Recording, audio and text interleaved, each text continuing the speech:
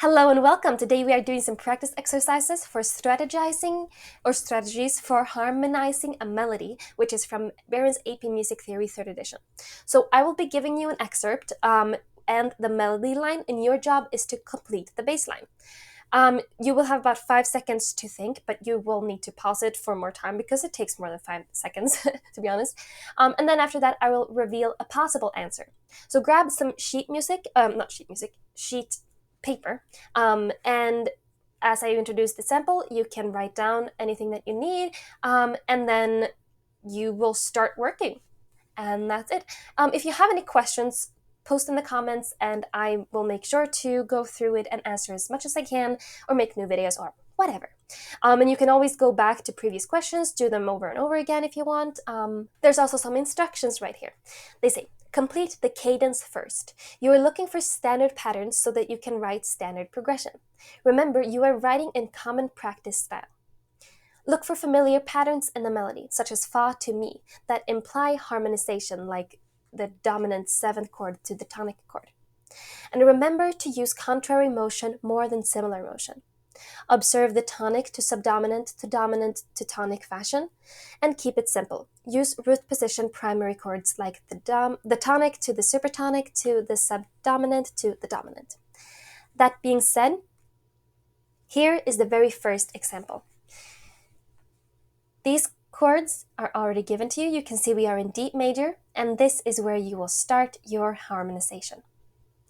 So, based on what you see, you can just start writing. I will give you 5 seconds and then reveal a possible solution.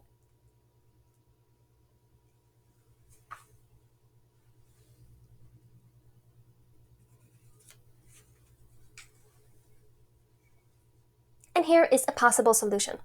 You can see phrase 2 ends with an imperfect authentic cadence. Phrase 3 ends with a half cadence with the secondary dominant, the G sharp is Fi. And the final cadence is perfect authentic cadence.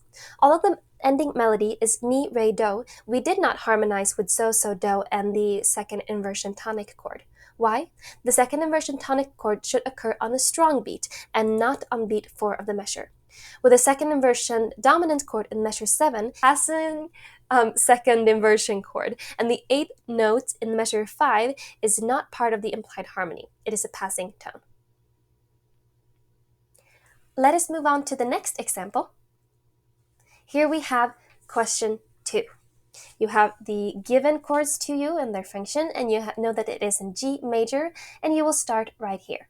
So take down the notes and make your little suggestion of what this might be based on what the music has already given you.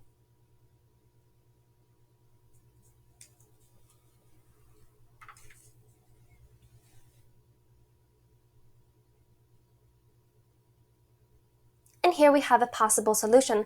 You can see these are circled. That's because the start here phrase must begin with a first inversion tonic chord as it follows the 7th dominant chord, the dominant 7th chord in that inversion. The second fermata is so. Therefore, it can be harmonized with either a tonic or a dominant. The third phrase has fi, so, implying secondary harmony, and the final phrase is mi, re, do. Let's move on to the third question. There are only 3 questions in this little practice exercises. So what do we know? We know that we start right here. We have all of these, and we are in E flat major. So now, pause the video, take your time, and I will see you in 5 seconds.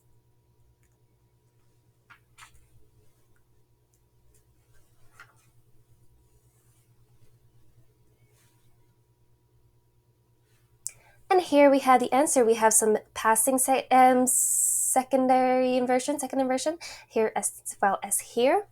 Yeah, let's read through the comment right here. So the third fermata has do in the melody and can be harmonized with an authentic cadence or a deceptive cadence. Notice that the tonic harmonized the last phrase with the same 3. No, notice I harmonized, not the tonic, sorry, they just wrote a capital I, and I was like, huh? Notice I harmonized the last phrase with the same 3 chords as the opening phrase, gathering inspiration from what is already written using the secondary inversion chord. And that's it for this part. I hope you did a great job. Reading through this has been very easy for me, but I know that doing this work is very difficult. So this video might be much longer for you than it took to go through for me. But tell me how you did in the comment section, and tell me what your melody might sound like, or maybe even post a picture of it and I will see if I can play them for everyone to listen to. If you have any questions, I also answer them there. And thank you so much for watching, and I will see you in the next one.